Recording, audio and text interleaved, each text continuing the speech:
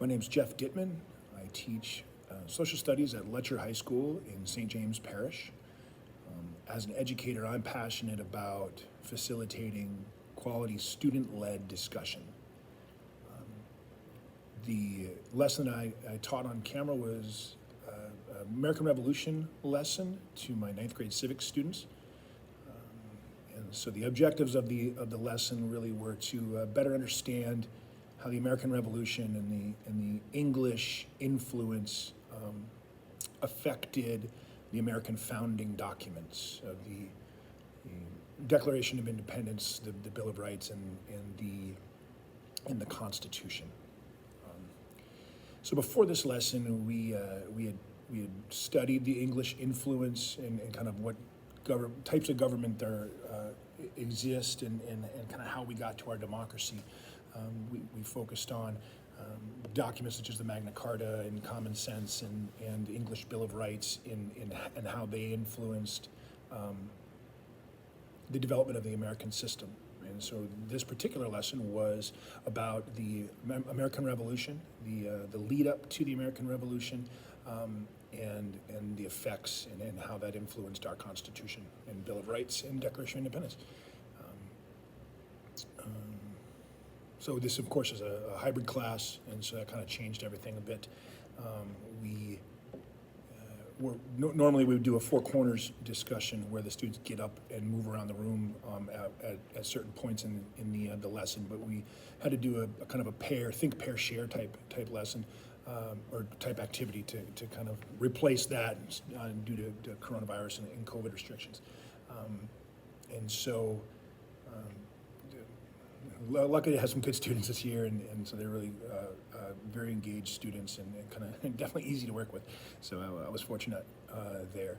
As far as adapting to all learners, I make sure that I kind of scaffold and tier the information to where all learners can have access to it, and as far as the difficulty level. Certainly move around the room and listen in on discussions and try to answer questions, and certainly work with any of the special ed students, their special ed teachers to facilitate better instruction on that way as well. But yeah, so hope you enjoy. After the Battle of Saratoga, and we're not going to get into like the nuts and bolts of all the battles and stuff, because that's not really what we're aiming for as far as the creation of the American government. But after the Battle of Saratoga, France joined, basically provided quite a bit of assistance, especially money and manpower, to help defeat the British. G-Dub.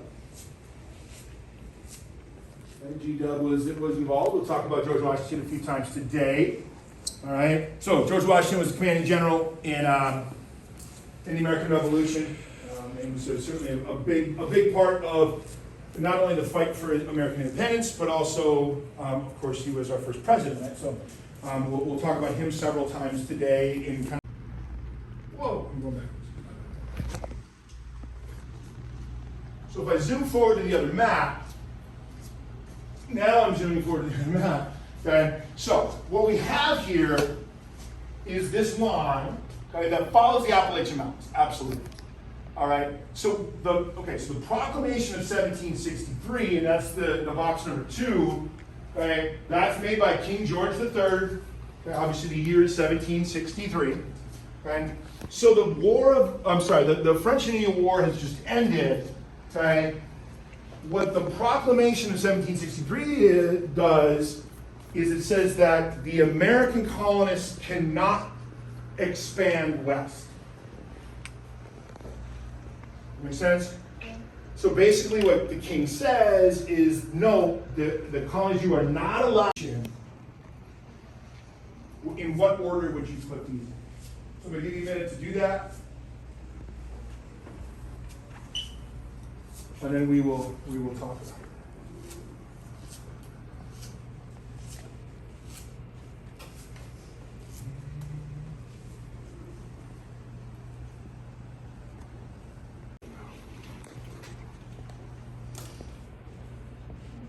Right? Okay, so normally, okay, we would do a four corners at this point, okay?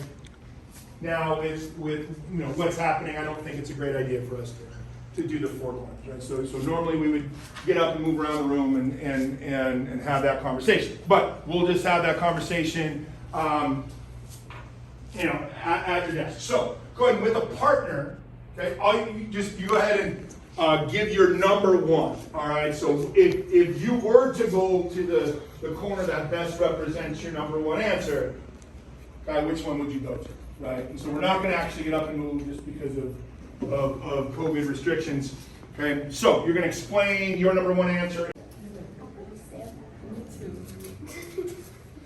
feel like that makes me like think in a way, like why would they have to do that? And then I'll put the Boston Massacre, or how do you say it? Mess. I put the African Plan of Union. Why'd you put the Boston Massacre? Because I think it's a big deal that people are being murdered and Okay, right, when people die, right, that's a big part of it. All right. So, again, we're not gonna move to the corner like we normally would, but just by show of hands. How many picked Albany Plan of Union? Okay, why? Because it started the idea, like, that the colonies used to stick together. Yeah, it's that seed, right? That hey, look, and remember that was 1754. So this was quite a few years before, 20 years before the revolution started. But it's that early idea that if we don't band together, nobody picked Proclamation of 1763. Can anybody pretend they did and give me an argument for the Proclamation of 1763? It was the first thing that told the colonists that they can't, like that actually restricts them. Absolutely, right, and 100% is that's exactly what I would have said as well, right? It's that early indication that the British are now going to start to control the colonists more, right? And then it just kind of snowballs from there. Okay, how many said the Stamp Act? Okay, why did we say Stamp Act? Why did you say Stamp Act? Okay, now they're messing with their money. Okay, so first direct tax. And there's a lot of, and this is why I like history, and this is why I like kind of talking about this, right? Is there a right or wrong answer to the causes of the American Revolution? Not really, right? You're presented with a set of facts, but the interpretation of the facts is up to you, right? And that's what we're trying to do, right? Some make the claim that it was like a political revolution in the idea like, hey, we want to be able to control our own stuff, right? Some make it an economic argument. Hey, they're messing with our money, right? Ideological, right? This idea of freedom and some of the things that we talked about with John Locke and those things. How many put Boston? I'll separate this. How many said Boston Massacre? Okay, why did we say Boston Massacre? People died, right? Right. Mess with my money, mess with my freedom, that kind of stuff. Great, but people died. Right? Any other reasons why we put Boston Massacre? I feel like that was like the final stuff that happened like before like the war, like finally started to happen. So now kind of war is inevitable after that.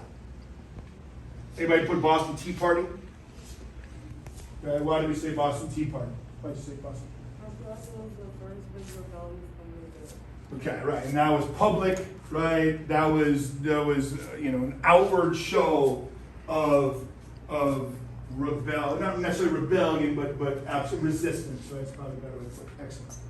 Okay, so let's move on.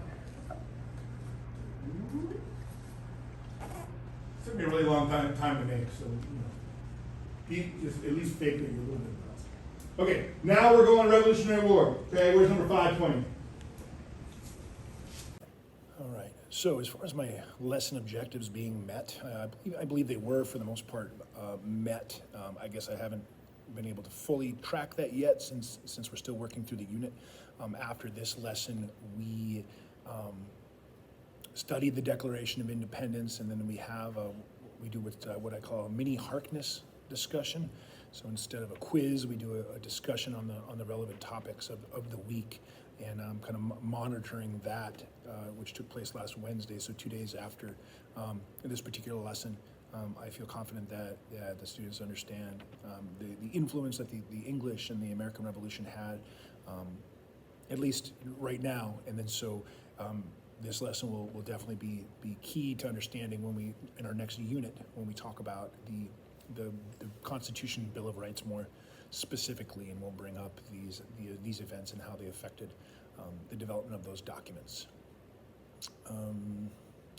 As far as doing differently, again, the COVID restrictions kind of limit me a bit.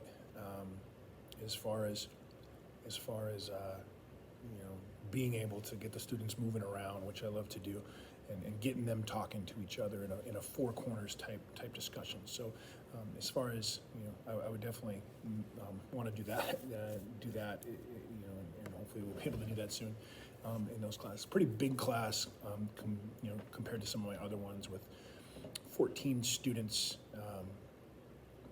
which obviously would be small in normal circumstances, but we're certainly not in normal circumstances. So that is about it. Thanks.